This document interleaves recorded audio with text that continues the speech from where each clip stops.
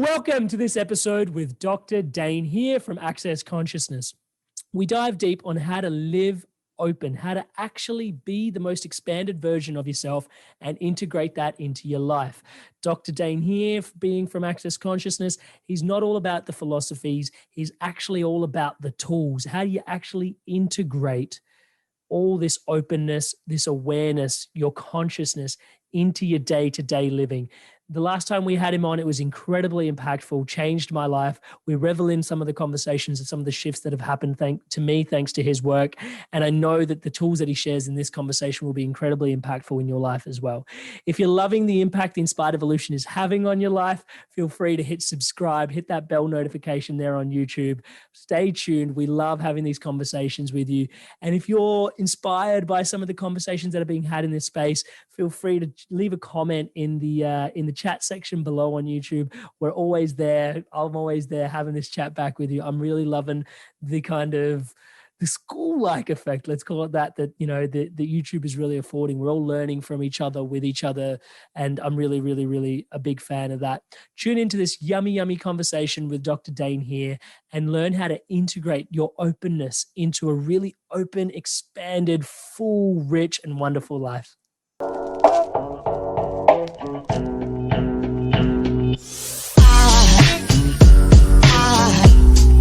Aside from my soul.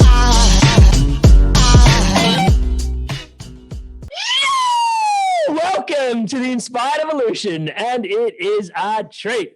It's a repeat treat. We've got Dain here with us again. Dain, how are you? I am awesome, especially after that. You know, we need that as a ringtone. We should start every day with you going. That's actually a great idea. I'm thinking of it more as a message tone. Could you imagine if every time you got a message, your phone just went, yeah! People be like, that must be somebody you like, right? True story. Check this out. I've got a friend, my best friend, my business partner, Gary Douglas. He has his grandson. They were having this conversation in the car one time, and they were talking about the grandson's father, and this thing occurred, and they were saying he's a psychopath. And so the kid, he was 4 years old, and he went, psychopath. And so they recorded it, and it's actually a ringtone. So you'll be in a quiet room with him, and you'll hear this psychopath, come on. You're like, oh, I wonder who that is. Oh my God, talking about pattern interrupts. That is so right. Totally. Psychopath. I don't know if it cuts the tension in the room or if it adds to the tension in the room. Exactly. Hey, depends on the room, my friend. It just depends on the room. All righty. Well, for those tuning into Dr. Dain Heer for the first time, he's an author, change maker, speaker, and as he was talking about psychopath and psychopath. Hey, I'm trying to do the honors here. Him and Gary co-founded Access Consciousness, which does not encourage people to be psychopaths, but does help them shed a lot of shit that, we can talk about that. And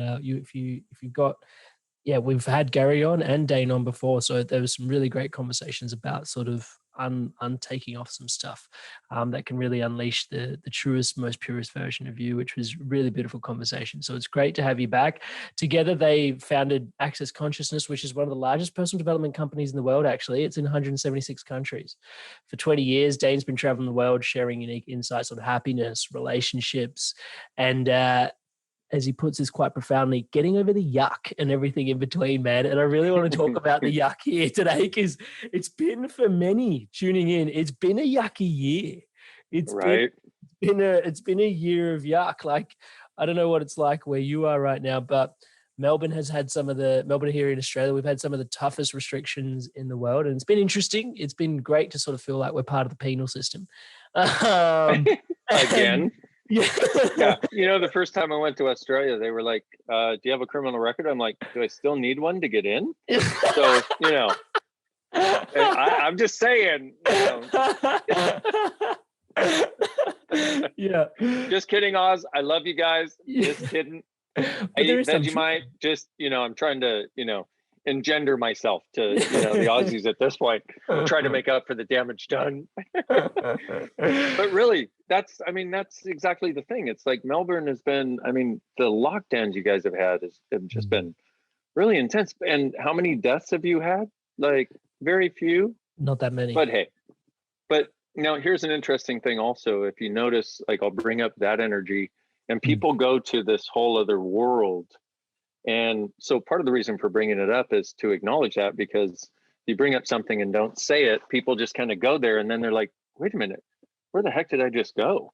I went into that sort of weird twisted world of all this stuff. Wait a minute, what just happened to me? And if we can acknowledge when we go to that weird twisted world, well, then we have a greater chance of getting ourselves back, because that's not really us. That's us being in reaction to the thing that's presented to us. And we have a choice to not be in resistance and reaction, but to actually stay present no matter what is presented to us. And if we can do that, then our lives start to operate a lot more successfully. It's really interesting there as well, because there is this resistance that you feel, because there's like, sometimes it's like, well, people are saying one thing and there's all this other news going on, and I'm not really sure if I really want to tune into all of that. And it's interesting because what I'm hearing you say is like, yes, like if you are holding on to that resistance, actually like you're asking us to or giving us permission to sort of acknowledge it, sit with it, process it, and then move through it. Is that what I'm hearing? Yeah, absolutely. But to move through it a lot faster. That's what I'm interested in, because let's face it, 2020 is a microcosm of a lot of people's lives. It's worldwide, so it's like, oh, it's everywhere. Well, yeah, but in a lot of people's heads, it was there a lot way before 2020, and a lot of people just didn't have the tools to successfully navigate it. And the thing is, when we go into resistance and reaction, we're stuck. We are the effect of whatever we're resisting or reacting to. And we need to really take a look at this if we're going to get a level of space, a level of ease, a level of joy in our lives, a level of freedom from what goes on in the world or anybody else's life around us. Because that resistance that we do to something, let's say if somebody can get you to go to anger, for example, well, then now you're in anger resisting something that they're putting on you. Who's the effect and who's the cause? Well, they've just put you into fight mode, which means now you're the effect of whatever they want you to fight against. And our greatest gift, our greatest capacity is the melting capacity that we have. It's like, we're not really fighters, man. We're lovers. And when I say lovers, I just don't mean in the sexual realm. I mean, like, we're lovers of the world, lovers of the planet, lovers of people. And so, for so many years, that's been seen as somehow it's a lesser point of view, because the people that have power really fight, except they don't really have true power. And now's the time. Now more than ever is the time for us to claim the power that we actually have as the lovers, the melters, and those that are willing to melt things into a greater possibility, not try to fight to overcome the impossibility. I love that. Thank you so much for sharing that. And I do want to find out how we get there. But just before that, I want to tune into what is the antithesis of then resistance and reaction? What does that look like? Well, the antithesis is interesting point of view. I have this point of view. It's a great gift. It's also a tool. One of the things I realized a long time ago is that there are a lot of really well-meaning people who desire something different, but they've never truly been given the tools to create it, which is why you invite me to come in, to your podcast, I'm on, because it's like, that's what you do. You share with people different perspective, different tools, different ways of changing things. And so a lot of people believe that the way to be strong in the presence of something that's assaulting you is to fight against it.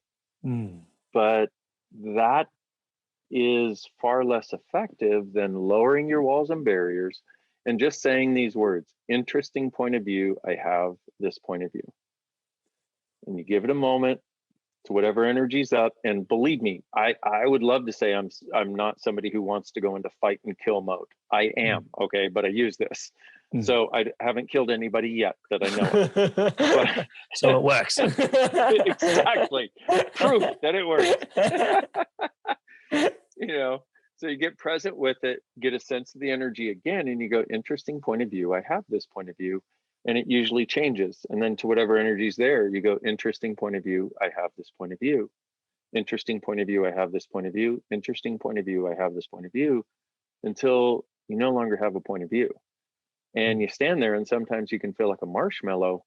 But once again, for the people listening to this podcast, and I make that distinction because I don't know, somewhere around 50% of people are growth oriented and desire to become greater, choose to change, become more, whatever that means for them. And then about 50% of people have no desire to. They're the ones who want to sit on the couch with the couch potato on, watching footy, drinking beer, and going, why do you believe in all that weird shit? You know? So for the 50% of people that believe in the weird shit, or who actually desire something different, this actually, it works for anybody, but they're the ones that will actually choose it. And even from that perspective, you realize then those that desire something different are actually the change makers in the world. And we just haven't been given the tools to do it, because we've been trying to do it through the world we live in, through the reality we live in, through the constructs we live in. But they're flawed constructs. They don't actually work for us. Yeah, they do work if you want to have power over other people, if you want to do sort of the traditional thing of stepping on people's heads to the top, that sort of thing. But what this is about is, how do you be the person you truly desire to be, and navigate an insane reality around you, and come out of it successfully to such a degree that you inspire people to know that they can be the greatness that they desire to be, and they don't have to step on people's heads to get there. They can be the gift they've always wanted to be. That's what this conversation is about. One of my questions, this is just a question I have, which is, how do you do that without like some sort of spiritual arsenal? Well, that's the thing is, see, what I would call it actually a conscious arsenal. Okay. Because spiritual has, there's, you know, spirituality in many people's worlds has become a new religion, where it's like, you know, my spirituality is better than yours. Oh, you don't do coffee enemas? Well, you're obviously not nearly as evolved as I am. And you're like, because I don't have coffee dripping out my butt, I'm not as evolved as you are. What the fuck? What are you talking about? You know? So see, the thing about consciousness is, in access consciousness, which is this, you know, this thing that's all around the world at this point, it's like consciousness, we have a definition of consciousness, which is where everything exists and nothing is judged. Meaning you don't choose something because it's good and you avoid something because it's bad. You don't choose it because it's right and not because it's wrong. You look at it and go, what will this create as my future? And if I choose this, what will my life in the world be like in the next 5 years? It's a great tool for choice, by the way. Like I said, I'm a big believer in tools, because when I wanted a different possibility, the tools, I didn't see them anywhere. Yeah. And so this thing, like you said, a spiritual arsenal, it requires a conscious arsenal. And all of spirituality can be included in that, because truly consciousness includes everything, judges nothing, meaning nobody's right, nobody's wrong, but certain people have things that will work better to create a greater result for all of us. Then let's gravitate and use that in this area. Let's use the other tool this spiritual person has in this area. Let's use this other tool this person has in this area. And let's come together as the greatness of us, using that which works the greatest to create all of us moving forward in a space of friggin' loveliness. Because people hear about consciousness also, and they somehow sort of feel like it's like consciousness is, you know, once I leave my body, I will be conscious. And I'm like, if that's your point of view, you're really missing the point, because it's fucking awesome to have a body on this planet right now. Okay.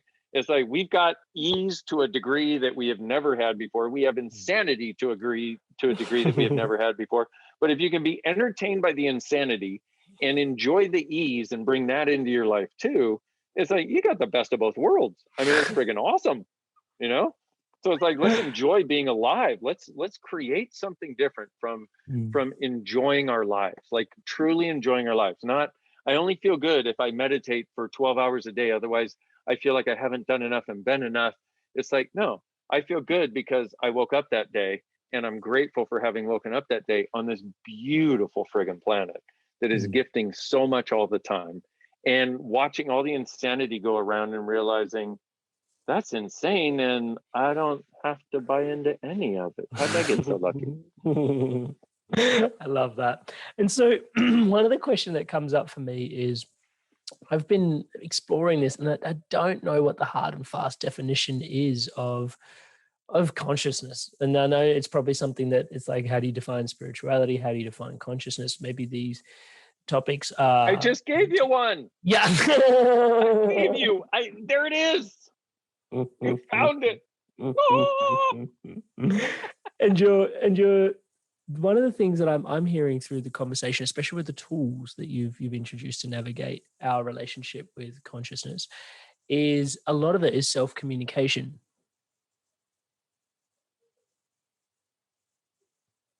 Do you want to tell us more about?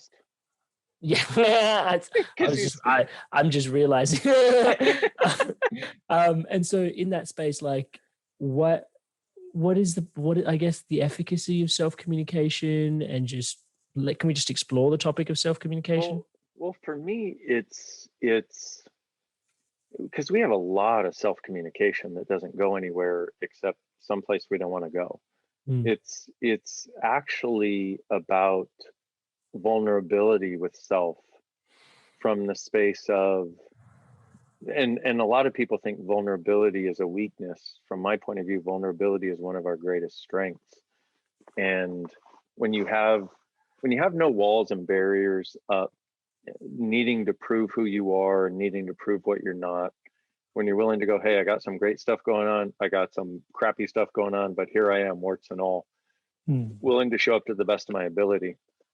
It's like, that creates a space where the self-communication starts to transform into self-awareness, because we do have to have the communication, but most people's entire basis of communication is the judgment systems that they grew up with, and then trying to somehow find a way to go beyond those judgment systems, while at the same time we wouldn't find a way to try to go beyond them if we hadn't already bought them as real. So here we are, we've already bought this thing as real. It follows us every day of our lives. It's called our mind. And it tells us everything. It tells us especially what we are and what we're doing that's wrong.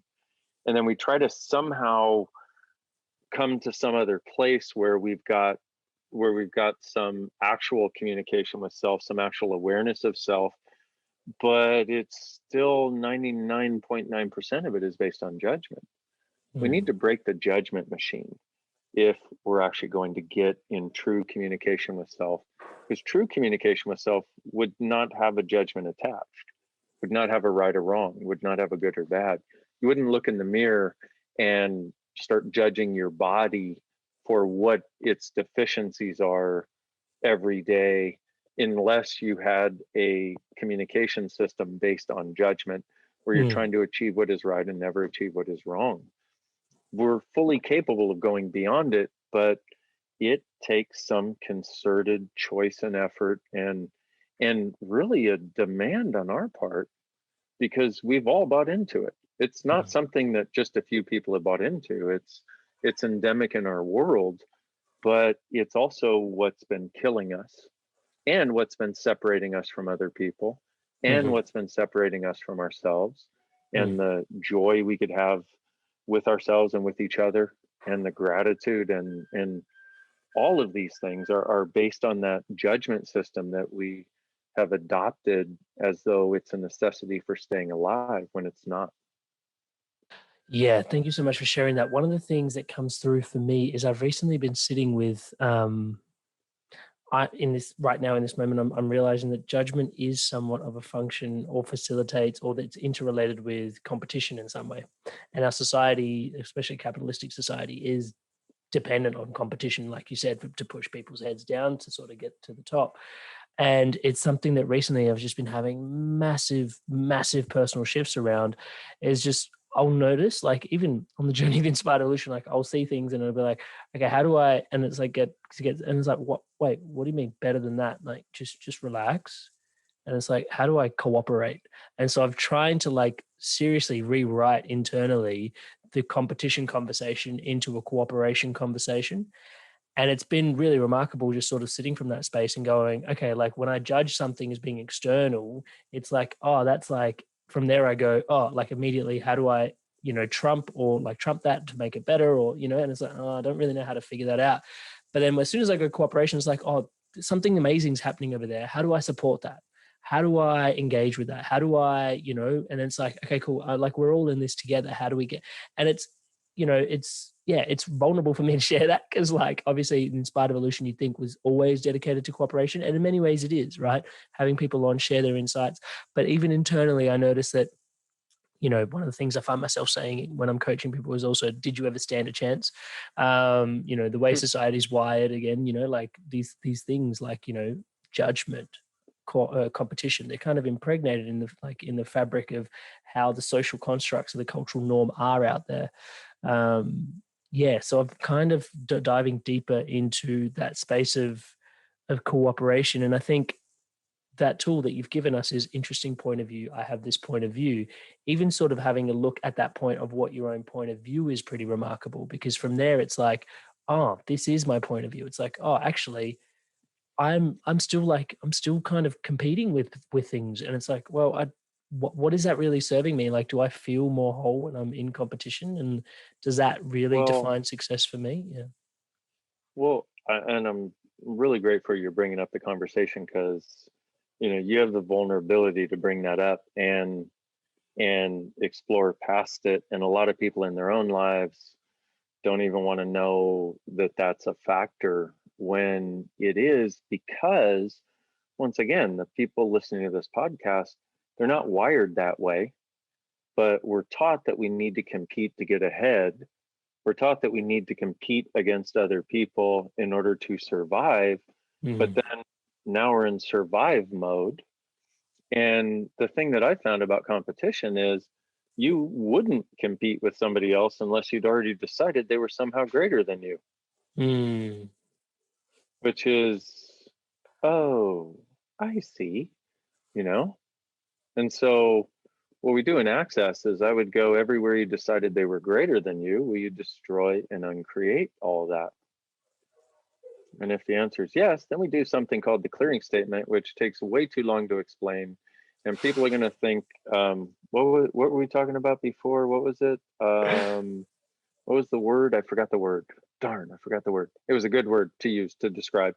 But so we have this clearing statement thing that has the ability to go back to wherever you created an insane point of view or a limited point of view and ask it to dissolve. It's based on the idea like the wall looks solid, but science says it's 99.999% space. Well, it looks like a wall though, so excuse me. But what if the limitations in your life are the same way? It looks like a wall, but by one choice, you could ask the consciousness of you, the you that is conscious, and to go back and change the unconscious choices that you've made, which changes the present and also changes the future. So what I would do is I'd go everywhere you decided anybody was greater than you and all the people you've been trying to compete with, rather than allow them to acknowledge what is great about you that you're not acknowledging, will you destroy, which means destroy the structure, and will you uncreate, which means take your creative energy out of that bullshit that's not getting you anywhere so we can put it somewhere creative. And is that a yes? Is that a yes? Amrit, okay, right and wrong, good and bad, pot and pock, all nine, shorts, boys, and beyonds. And you can find that at theclearingstatement.com if you want to hear more. It's free. Please use it. I don't ask for royalties on it. I just want to change the friggin' world. I'd like the world of the people that come together in communion and cooperation. And let's face it, even the people that want to cooperate the most feel that pang of competition. And one of the other things I want to say, and one of the things I want to say to you that I'm so grateful for you being willing to bring it up, is that we all feel it, we all perceive it, and a lot of people would try to say they don't or feel like they don't because they think it's bad. You know what? The only thing that sticks here is the thing you're not willing to look at, the thing you have to keep hidden, the thing you have to pretend is not there. If you're willing to look at anything, you can change everything. That's the world I'd like to live in. I love that. Thank you so much for sharing that. That's, yeah, really empowering. And thank you for the clearing statement as well. I want to ask a question, which is when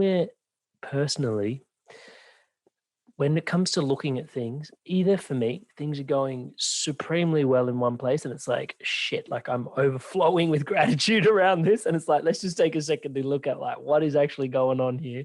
Because I'm doing something right, it seems like. And it's like, okay, cool. Touch wood, the inspired evolution sometimes is one of those things. I'm just looking at it like, what is going on? Yeah. And so, and it's like, okay, let's have a moment of reflection. Or sometimes it's like, oh shit, this is really going pear-shaped over here. What is going on here? And that encourages me to take a moment and have a look. And touch wood, by design, some of this like conversations that we get to have, I love just exploring and unpacking things because it gives us an opportunity to sort of go to those highs and those lows without actually having to go there, and then actually unpack and take some tools home so that we can circumnavigate necessarily having to like take home wisdom from having to go pear-shaped. But I wonder, in that space of taking some time to sit with self and have a look at some things within oneself. I have a practice around meditation, but I wonder, how do you prescribe for some people is there a way to sort of circumnavigate the pear-shapedness and the epic highs, to sort of come face to face with some of our stuff? Oh, absolutely. And for me, it's about asking questions. And, you talked about the meditation practice, and what I found is that, the gift of meditation is actually getting present. And whatever people require to do that, and even if you can't do that, well, then let's do it from a slightly less present place and see where we get, it's like, because I've also known so many people who, if they were not perfectly centered in their meditative state, could not look at anything because it could not be looked at until I was, and I'm like, okay, happy to look at it with you. When you going to be ready to look at this thing, and they'd be like, 2.7 weeks, I will be ready. And I'm like, shoot, your whole 2.7 weeks is like a billion years of you have handed some of your power over in that conversation, haven't you? Like to something. A little bit. So do whatever you need to do to get present.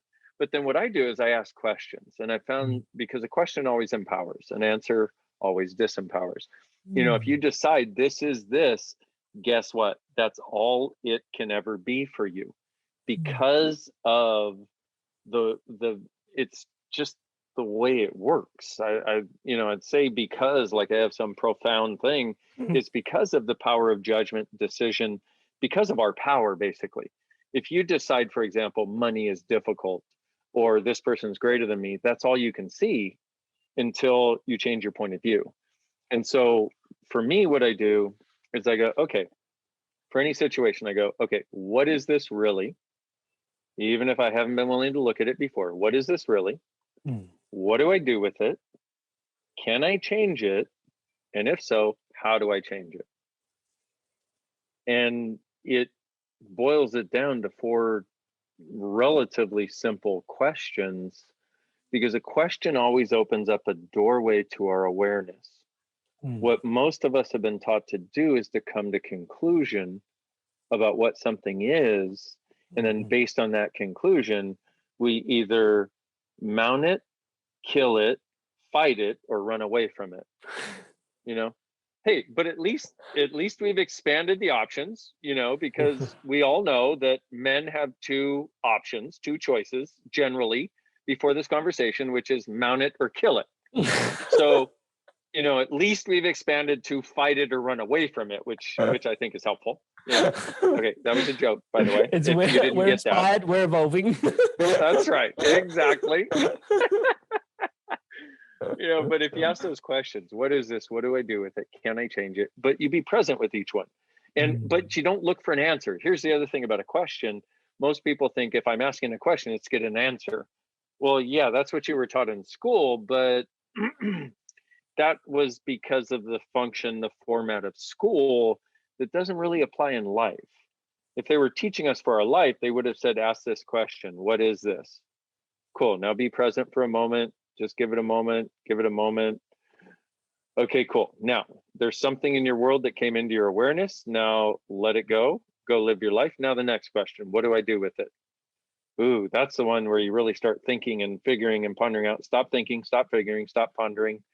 Allow the universe to give you the awareness that you haven't been willing to get to on your own. Can I change it? Yes or no? Yes. Okay, cool. Now, if so, how do I change it? Okay, meaning, what am I going to have to choose differently? What am I going to have to be differently? What conversation do I need to have with somebody? What action do I need to take to create a different result? And we don't often realize that we are the only ones who have the capacity to create a different result in our lives. But we've got to choose to do that if our life is going to look different and show up differently in the future, rather than just hoping for a different outcome. What this is about is asking the questions that give you the energetic awareness, because your energetic awareness is, it's like it, I don't know, are we doing video for this or just audio, by the way? Yeah, video. Yep, we're on doing video. video. Okay, so if people are watching the video, the energetic awareness is like, it's way big. It's like stretch out your hands as big as you can and then multiply that by, I don't know, 1 billion or something. Your energetic awareness is like that, right? And what we do is we try to go with mental awareness because it pigeonholes everything into this fine point, which point is where we get point of view. And each singular point of view that we take eliminates all the other spacious points of awareness that we could have. So this idea then is about not looking at it from how do I get it right and not get it wrong? How do I get it to match the constructs of my past that haven't worked, by the way? Otherwise, why would I be in this situation? You know, but instead, how do I have a spacious awareness that is bigger than this, where I can be bigger and look at it from the outside, rather than looking outside from within it, where I feel like I'm totally stuck in the thing. I find that shift in a meditative state, I call it getting meta, META, just like trying to get bigger and bigger and bigger, and just sort of realizing that, okay, like even in the moment of stillness when you're sitting and meditating, it's like, oh yeah, just remember that the earth is spinning really fast right now, and it's spinning Really? around the sun, and the sun is spinning. So you think you're still, mate. You think you're still. You know? Well, traveling through an ever-expanding universe that is actually traveling faster than the speed of light, which is supposedly not possible, at the same time as you're on the spinning earth, spinning around the spinning sun, which is spinning around the galaxy, which is spinning around the universe. Whoa. Okay. Yeah. We're always in movement. You know, the earth, the galaxies, the moon, all of it, we're always in movement, and we keep trying to slow it down and fix it to a thing. Yes, let us be right here, you know. And it's like, that's not us. We're meant to move fast, but at the same time very present. And most people don't realize that those two go together. They think the only way to get present is to slow down.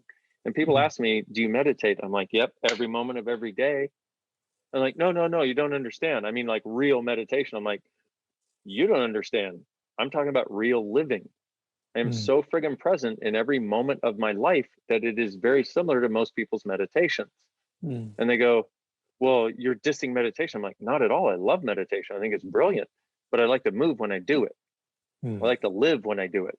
I like to drive really fast. I like to ride my horse really fast.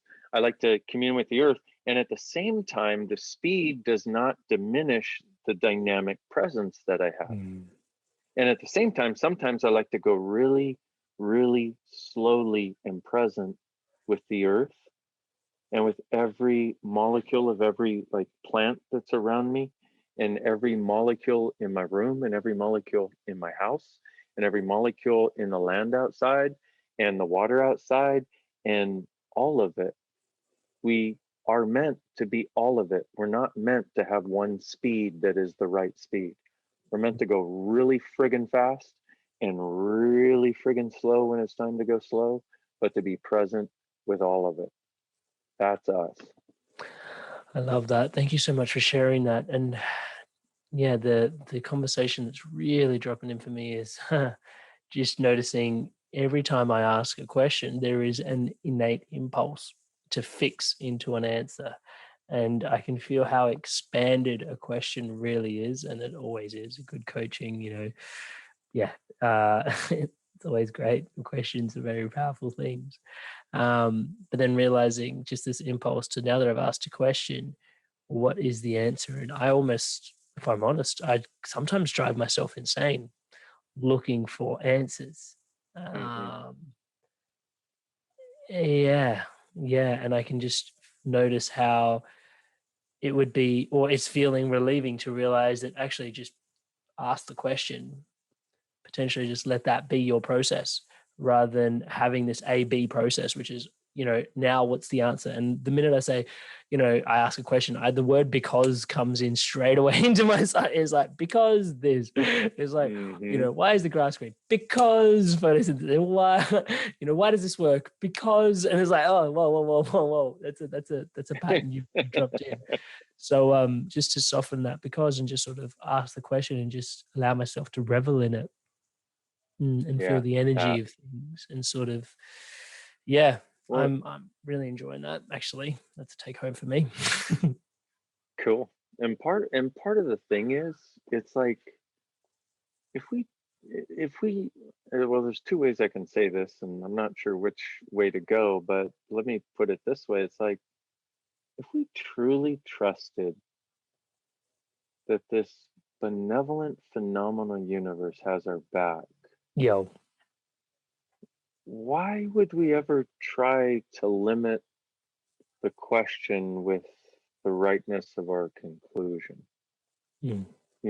It's like the universe has, I mean, let's look at any of the things. And I say this to you, I say it to me, I say it to all of us, because I'm on this journey also. It's like, I mean, I say these things, and to the greatest degree I can, I live them. And yet there's still so much more that I'm learning and getting to. And I want to acknowledge that also to everybody listening. This is not a destination, and I know everybody knows this, but I want to acknowledge it. I want you to know that I know it, okay? So that we recognize, hey, we're on this journey together, not I'm talking at you or, I'm talking with you.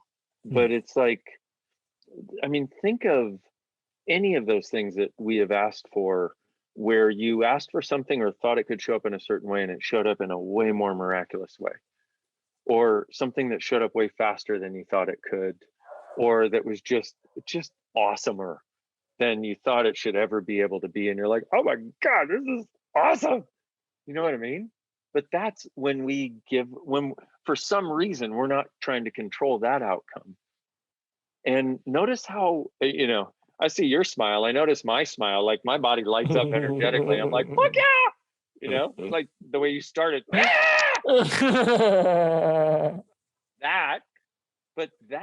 what's true makes you lighter. That's just something that I know. Okay. What's true for us always makes us lighter. A lie always makes us heavier. And that is a sense of lightness. And it's a sense of, oh yeah, the universe is miraculous. And that is something we have access to, and we don't try to control when we just request, because ask and you shall receive is one of the truths of the universe. But my point of view is they put it in religious books like the Bible so nobody would believe it. It's like ask and you shall receive is how the whole thing works. But we don't really get that we can truly ask, get out of our own way, get out of the universe's way, and have miracles show up. And I'll tell you, man, there's so much space for that. And if we did, and also the world is changing. I don't know what other people have noticed or if they've noticed, because when the same shit's been going for a very long time, you tend to think that it's going to be that way forever. But the world is friggin' changed, and it's changing more. And there's a there's a space for miraculousness that has never been available before in the way that it is right now. And you know that song, you can say I'm a dreamer, but I'm not the only one. It's like, and I know I am, and I know a lot of people think I'm crazy, but I'm like, I'm happy in the midst of the pandemic and everything else. It's like, so I'm not saying I'm right. I'm just saying I know I'm onto something. I know we are onto something. I know we have the capacity to be onto something if we look from a different place than all this other stuff that we thought had to be reality as we know it. Let's, instead of a reality, what if we started creating a magicality or like a miraculality, you know, like magicality as I know it. Oh yeah, I can't know it because it's magical. Miraculality is I know. Oh, I can't know it because it's miraculous. You know? Yeah. Let's fucking go for that shit. Jesus Christ, living this boring fucking life and trying to get it right and seeing people as right and wrong and all that. That's not us. We're here to be miraculous. That's us. And people are like, well, how do I get there? I'm like, ask. That's it. Whatever he said that sounded like something I would really like to have, I'm going to have that now. Dear universe, show me the way, because I have no friggin' clue, because I have my head up my butt for so long, I don't even know where I'm going. I need a glass stomach to see where I'm going. So help me out, you know?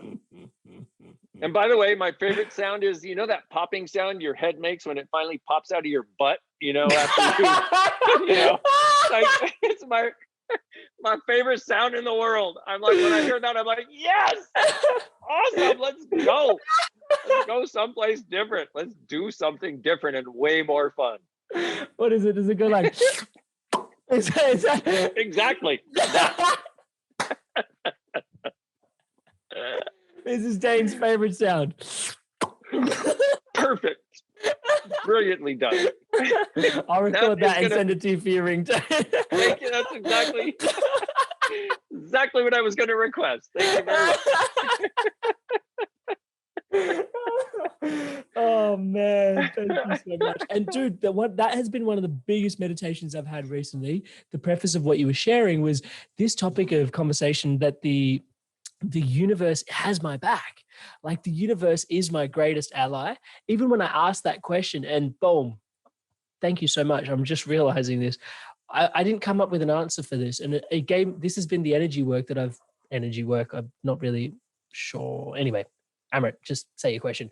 The universe is my greatest ally. And when I say this right now, and I've been coaching people into this as well, is like, I can sort of feel that there's something here that there's part of me that mistrusts, and there's a part here that sort of mistrusts. Now, I don't have labels for what those things are. I have no idea what they are, but I've sort of just gone, so there is some part of me that doesn't trust the benevolence of the universe, which I can identify just from a place of questioning, not with any answers, just going, that's kind of neurotic because you're here as part of the universe. Like, why wouldn't you trust that it put you here for like, why wouldn't you trust it? Like, it's got you here for the last 30 odd years. You're here. Why the level of mistrust? And it's like, I can't answer it. What is it that you're not trusting? I don't know, but there's something in my field that I'm not trusting. And it's not like the whole thing is gray. Most of it is white. Like most of it is fantastic, but there's a pocket here and a pocket here. And it's like, oh, interesting. And I think, yeah, I'm really feeling into what you're sharing around questions and the potential, like just the energy and being able to feel that all. And then being able to identify things throughout that without necessarily needing to answer, just allowing the energy, like the massive expansion of it, to speak to you. Well, that you know, beautifully put with what you were talking about most of it is white and light, and there are these pockets here, you know. And for me, I'd go, okay, I'd just slightly turn my attention to it. I wouldn't even look at it. I'd turn my attention to it and go, okay, what is that? Okay, got an energy. What do I do with it? Got an energy, still don't have an answer. Can I change it? Oh, hell yeah, it's already changed because I've already identified it and I'm no longer hiding it. And if so, how do I change it? Oh, okay. And the ease when you no longer have to hide these things, and the ease when you have somebody who's got this clarity like you do, it's like it's boom, ba boom, ba boom. but then you also can't have a point of view about how life shows up after. Because we also have these points of view that once I get rid of this, then I will be this. Which is like, yes, exactly. That's the problem. You know? Like, what got us into this mess in the first place. That's the whole deal. Fixated again. Yeah, right? This journey that really is like, it's just, it has the capacity to be such a beautiful journey. And the even in the, you know, if you like you said, I perceive this over here, I perceive this over here, and for me, I go on the energetic journey with you, because, you know, I facilitate also, and it's this beautiful thing and I wonder if one of the other parts that we could acknowledge in people that may be valuable to them, but also acknowledge in all of us, is the gift of being there with someone, and I mean truly energetically just being there with them. You know, the idea of having their back comes to mind, but it's so much bigger. You have their back, their front, their sides. You have an acknowledgement of their whole being, and you just kind of like energetically have your hand on their back, and you're like, you got this. I know you got this. Don't worry about it. It's okay. Because we can be these things because it's one thing to say the universe, because we love it, because we know it's supposed to be better than just the earth-averse and my body-verse and my life-averse that sucks-averse, you know, like all the stuff I'm averse to. But when we have someone that is willing to be that with us, because it's one thing to ponder the possibility that there is this beautifully, phenomenally benevolent conscious thing out here called the universe. But when we have somebody who's willing to be like, my brother, my sister, I see you. I got your back. I'm here with you. I'm here for you. It's like we can be this sort of like outlet, if you will, this gift from the universe. It's actually us being the gift of us that we've always wanted to be, that most people won't receive, which is why we don't be it. We keep thinking we won't be it because somebody's going to hurt us and whatever. In actuality, we won't be it because it seems like it hurts when you be it so much and people reject it. So instead, if we be it and realize that we can contribute to somebody else who needs that contribution, where it will totally change their world, we become sort of these stewards of the universe and stewards of the earth, and these contributors to the beauty that our brothers and sisters can be. And there's nothing like that to get you over your shit and to get you into the awareness of possibilities. Wow, thank you so much for putting that so eloquently. It's yeah, for me it's a reminder and a call to service, and yeah, just to there's been some remarkable places recently, especially being a coach, where you just get out of your own way and you just there to sort of support someone on their own journey. Just the miracles that flow through in that are beyond profound. It's a miracle. Well, that's actually what I was going to ask you about, is when you say that, it's like the miracle, like, do you notice the miracles that show up? You know, and it's like, you know, you said when you get out of your own way, and that isn't that an interesting thing, because that's us. So I don't know about you, but the way I interpret when you say get out of your own way, from my own having gotten in my own way so beautifully so many times, is rather than me controlling it, I'm going to let whatever this beautiful power is that's available contribute to this person, and I'm going to just open my mouth and talk. And I'm not going to have a point of view and like, hey, universe, go for it, you know.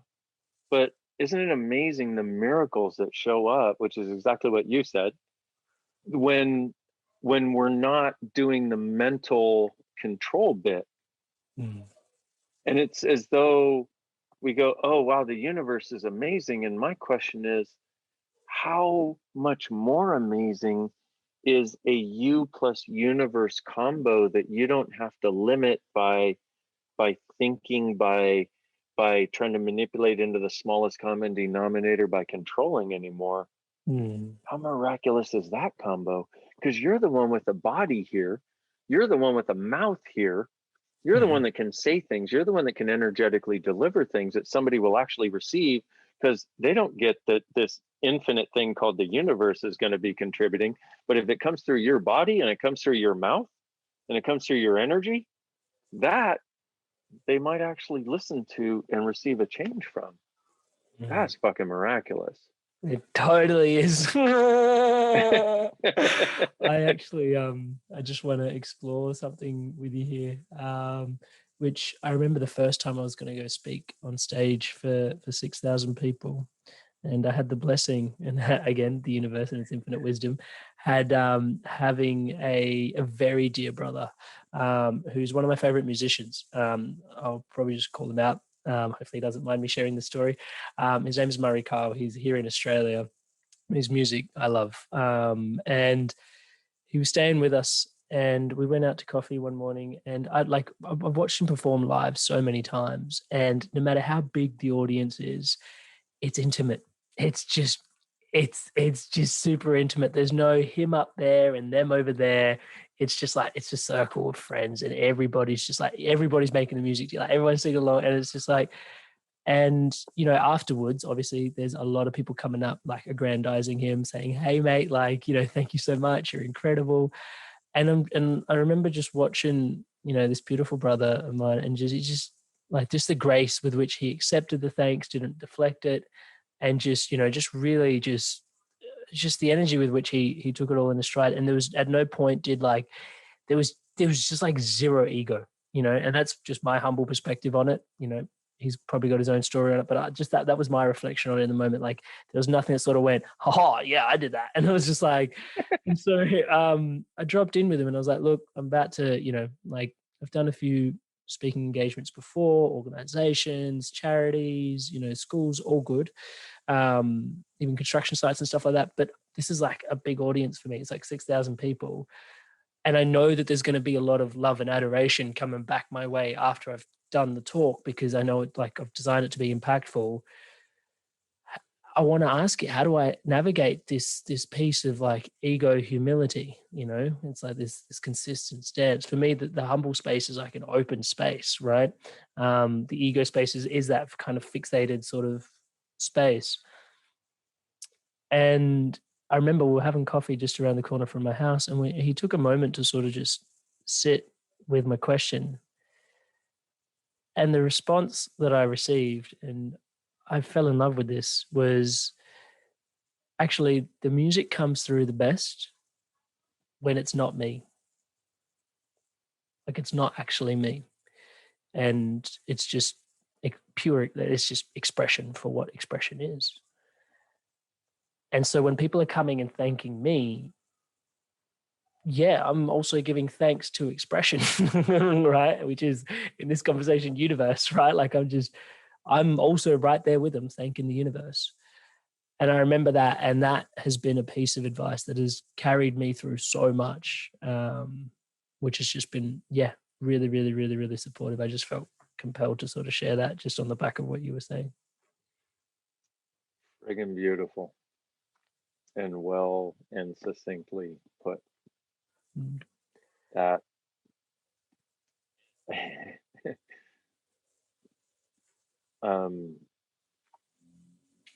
it's interesting, because in many times of facilitating, there will be a similar thing, and people come to thank me, and I'm like, it was we. It's got a similar, it's like, and for a lot of people that may be a stretch they don't currently perceive that they're connected with or whatever, because so much of what is done in the world we live in is about the me projecting, for all the reasons, all the stuff we all could talk for hours about. But that thing is so beautiful, and I'm so grateful you shared it. It's like, it's an expression of the we. I just happen to be the mouthpiece for thee today. It's like, and tomorrow you'll be the mouthpiece for. It's just that I say again, and I may say this phrase too much, but I've taken to saying it quite a bit lately, which is, that's the world I'd like to live in. That's the world I'd like to help create. I like that. It's got all the warm and fuzzies in there. I love that. That's at least most of the warm and fuzzies in there. That's the world I'd like to live in. So just while we're honoring, because I did want to have a chat to you about this day, while we're honoring some tools that have supported us along the way, you've mentioned this a few times, and you mention it so casually because it's such a part of your being that when we last talked about it, in the process of researching you, Dain, I came across this: what is true is lighter, and what is not is denser. And I remember listening to you, and I was like, that feels right. Like, it just feels right. And I remember at the time before I got you on, and you may remember, you may not, but I had this important life decision that I had to make. Literally, I think it was a couple of weeks before our podcast. And it was, do I take opportunity A or do I take opportunity B for, how things were going with the Inspired Evolution? And it was, at the time, I was very, very grateful. I was like, I've never really had a hard fork in the road. There's always been like one that's always been better, or like one that's made more sense, or one that's been the better moral judgment. So I've never really had a hard fork, and I sort of made it all the way to 30 without really having a hard fork. I was like, yeah, good life. But this was like, I finally hit one. And the tools, again, in its infinite wisdom, arrived at the same time. That mouthpiece that we talk about. I was really blessed to be connected to your work at that time and Eckhart Tolle's work, and wrapping these two things together was this conversation around, okay, it just all is. And in the quantum, time doesn't exist. It's just me, my consciousness needs it to sort of navigate moment to moment so I can make sense of things. And so my future self, my past self are right here, right now. And if I ask for like where I'm going, can I just feel into it? And I remember like just taking it literally, oh my God, it was painfully, idiotically simple. Like I was just like, shit, this tool is so powerful and it's so simple. And I bet you get that all the time. But I literally closed my eyes for 5 seconds and just fell into option A. And it felt like I was being lifted. And then the second option, I was like, oh, like it feels denser. Like it feels like I'm moving into a dark, deep forest was kind of the energy. And I remember just going, oh shit, I wish I hadn't done that, because my head was actually telling me the second one. And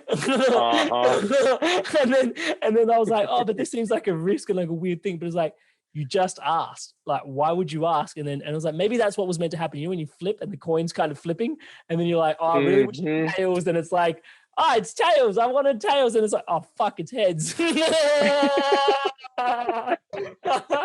And so that's kind of what happened in that moment. And then the grace that I had at the time was just like, you know what's the worst that'll happen? Like, it's a choice.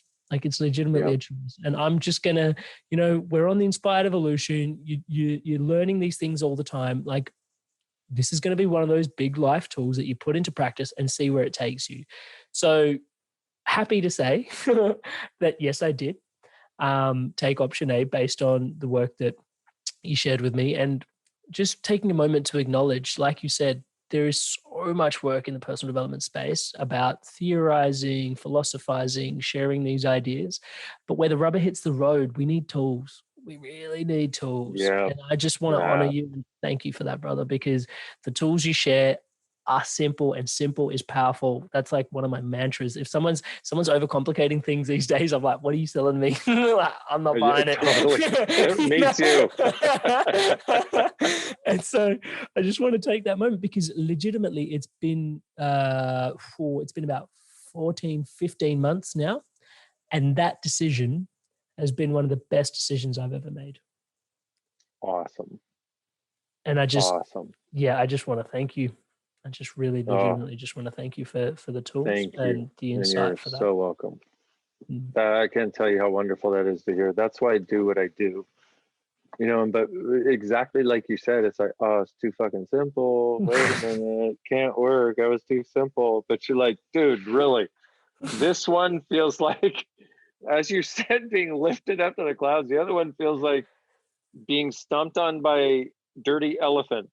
It's like, but if you're willing to have the awareness, dear Lord, I mean, that's the gift, and also, and like you said, it's like my mind was saying this because our mind has this checklist of everything that's right and everything that's wrong.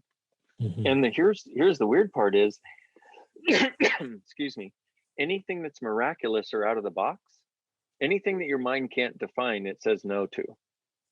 So all the miraculousness, all the magical stuff, all the stuff that you actually are as a being and that you could create, we reject if we go with the checklist. That's not to say that if you ask a question, the thing you got to with the checklist, you'll say no to, but it's to actually be the question where you said, exactly this, what will this be like if I do this?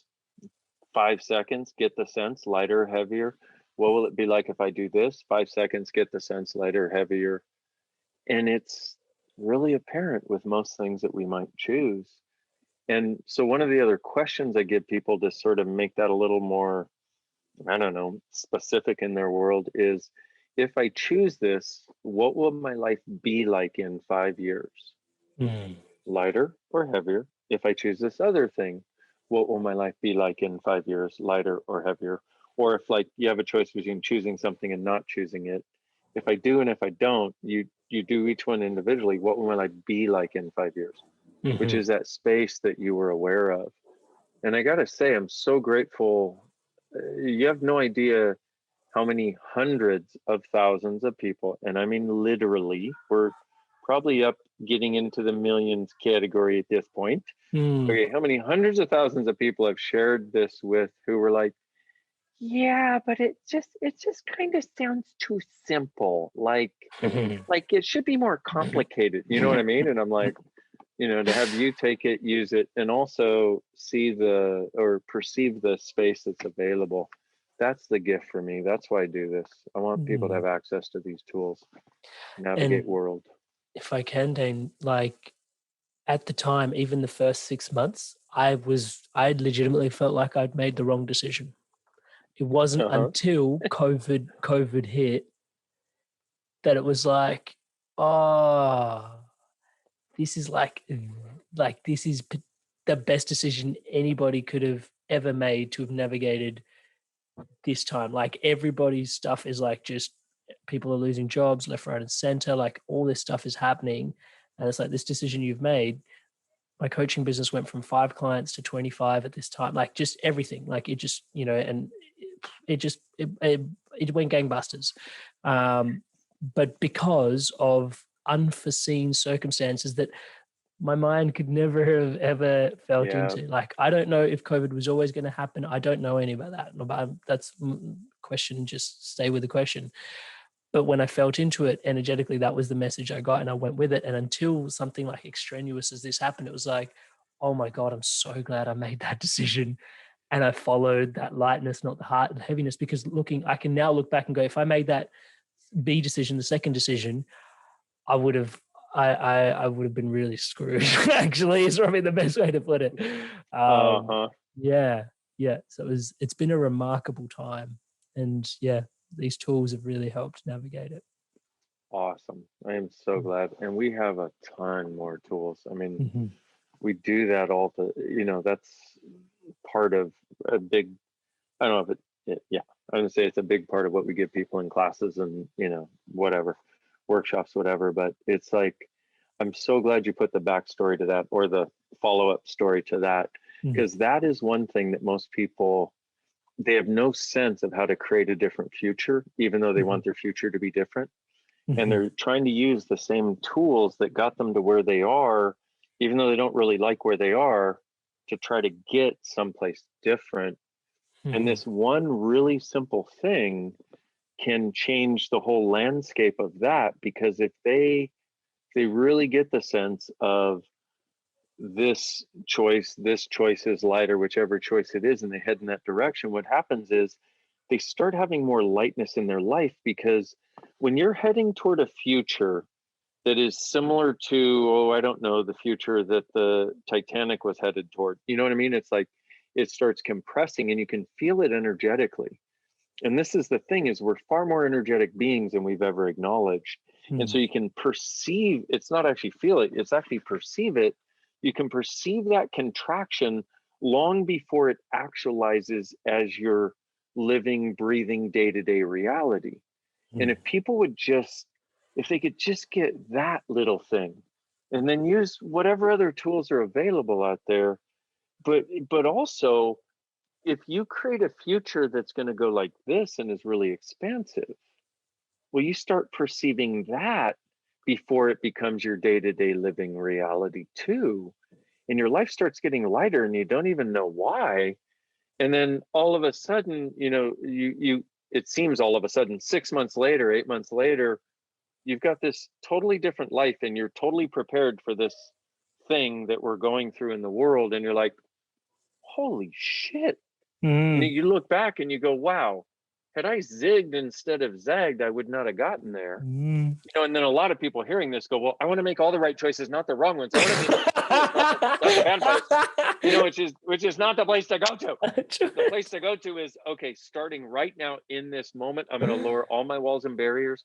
I'm going to look at, can I do it just a thing really fast? Would that be okay? Yeah. Okay. So I'm going to just try to, for people who heard that and actually heard it and are like, okay, I need some help. Okay. So a couple things. Here's what you want to do. You want to be here right now, wherever you are, sitting, listening, watching, just give it like, I don't know, 3 minutes. Lower your walls and barriers, lower all of them. Now, all the points of view that you bought from other people about what's possible and what's not possible, will you destroy and uncreate that, meaning let it go? Right and wrong, good and bad, pot and pock, all nine shorts, boys and beyonds. That's the whole clearing statement thing that I talked about. All of the impossibilities that you've allowed to become your reality that actually have nothing to do with you, do not belong to you, and that you have the capacity to create beyond if you would stop trying to create their stuff as yours and their limitations as yours and their points of view as yours. Will you destroy and uncreate all that, please? Right and wrong, good and bad, pot and pock, all nine shorts, boys and beyonds. What magic, miraculousness, and mysteriousness are you that you've been pretending not to be because you've been trying to be normal, average, real, and the same as everyone else? Dumb. Everything that is, and all the energy you've used to create that and hold on to that and pretend that and buy it as real and true, even though it is not true for you. Will you destroy and uncreate all that, please? Right and wrong, good and bad, pot and pock, all nine shorts, boys and beyonds. Okay, so now I'm going to say again, lower the walls and barriers. I'm going to ask you to ask for the magic and miraculousness of the universe and you and your body to be able to be actualized and come together in something you will eventually recognize, so that you allow yourself to actually have the contribution that is available and be contributed to by this truly benevolent, crazy, intense universe that we live in, rather than believing that you have to live according to the rules that have been instituted on planet Earth alone. Right and wrong, good and bad, pot and pock, all nine shorts, boys and beyonds. Now, here's what I'd like you to do is I'm going to ask you to write down the top 10 things that you need to handle that you have not yet handled. You know, whether it's that friggin', you know, drawer next to your bed or the closet or the whatever, or the phone call or the will or the email or the whatever. Top 10 things you need to handle that are holding you back and not letting you move forward. Make a choice that you are going to handle those things in the next 10 days to 2 weeks, whatever they are. Okay. Top 10 things you need to handle that you have been putting off that are holding you back from going forward into the future. Okay. Now, what I'd like you to do is I'd like you to get the sense of the way your life, living, and future could be in 5 years. Let's say 2 to 5 years. If you actually choose to be everything you know you are, but not push it and not like, oh my God, I gotta like work on me every day. That's not being you, that's working on you. And there are times to work on you, but most of the time it's time to actually be you. If you can actually have the awareness of everything you know you're actually capable of, what could you create and actualize in the next 2 to 5 years that is way beyond whatever you thought possible, what you ever thought possible before? Everything that doesn't allow you to perceive that, to know that, to receive that, and actually to be whatever you would have to be in order to create and actualize that in the world, will you destroy and uncreate it, please? Right and wrong, good and bad, pod and pock, all 9 shorts, boys, and beyonds. Oh, baby, that's freaking awesome. Okay, so now having done all of that, what I'd like you to do is I'd like you to get a sense of the life, the living in the world that could be possible for you in the next 2 to 5 years. Whatever it is, and it can be 2 years, 5 years, or just you look out there and you're like, whoa, there's something different out there, and it'll be an energy of something. Now, what is it possible that you can be and do and have and contribute to creating and generate for our world in the next 2 to 5 years? And for a lot of you listening, those may be similar. So allow them to connect with each other and contribute to each other. And everything that doesn't allow that to occur and doesn't allow you to know what to do and what to choose and what to follow and what to create in order to actualize that, will you destroy and uncreate it, please? Right and wrong, good and bad, pod and pock, all 9 shorts, boys, and beyond. Okay. And now, one last thing. What I'd like you to do is I'd like you to get the energy, the sense of the way it would be to have that world. And you may have just gotten it for a moment and it felt like it disappeared. You didn't do it wrong. You didn't miss it. It's just once you get it, it just is. But I'd like you to get a sense of that world, your life, your living, your reality that you desire to create, and the world's life, living, and reality that you perceived was possible. I'd like you to get a sense of that, and I'd like you to have that, pull that energy in front of you, and I'd like you to pull energy into it from all over the universe, it's a big universe, don't stop there. Bigger, bigger, bigger, bigger. Think infinite almost. Bigger, bigger, there we go. Okay, pull energy into it from all over the universe. Now let little trickles go out to everyone and everything is gonna help make it a reality for you that you don't even know yet. And everything that doesn't allow that to show up with ease, will you destroy and uncreate it, please? Right and wrong, good and bad, pod and pock, all 9 shorts, boys, and beyond. Whew. Okay.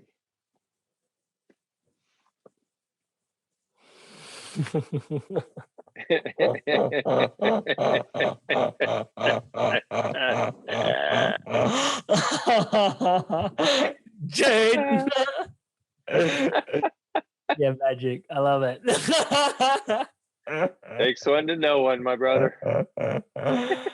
Thank you so much for sharing that. Thank you. Thank you. Thank you. I had a moment in there where, yeah, that I can't really put words to any of that really, and I almost don't want to. Good. So, yeah, thanks. Can I tell you a little secret? I did it for you. If any of your listeners get something out of it, that's awesome also. Actually, thank you for your blessings, brother. Well, one of the profound things I have to share that happened for me was my values are connection, contribution, and celebration. And the way you described contribution throughout the process of clearing and calling in was, touch wood, huge, because it was allowing myself to be contributed to, which service has always been an ethos for me, but it's always been like from here out. But it was like, and back to that conversation that we had about the musician, it was like, if your contributions you value, also receiving contribution, that unlocked something huge for me, Dain. Thank you so much. Thank you. Awesome. So welcome, my man. So at this juncture, I really don't know where else to take this conversation. I know we could get a million rabbit holes, but right now I'm ready to integrate some of this. Awesome. So I'm going to take this opportunity to thank you brother, thank you so much for being here today, and just the abundance with which you share yourself, creation with us. It is always such a treat. Yeah, and I don't say that lightly. It is always such a pleasure to just share time, space, and energy with you. And yeah, for those tuning in, there is a like the Danes have been here before, as I've alluded to a couple of times in this conversation. Feel free to check that conversation out. It's on YouTube. People are loving it. And yeah, it was just an absolute blessing to have you on here again. As always, thank you for your time, your energy, your essence, your presence being here with us, Dain. Not just today, also all the work that goes into informing the conversation that we're having here today. So thank you so much for that. And as always, just, man, wishing you all the best for the future. Amrit, my beautiful friend, thank you. I am truly honored and grateful. And what the fuck else is possible now? Yeah.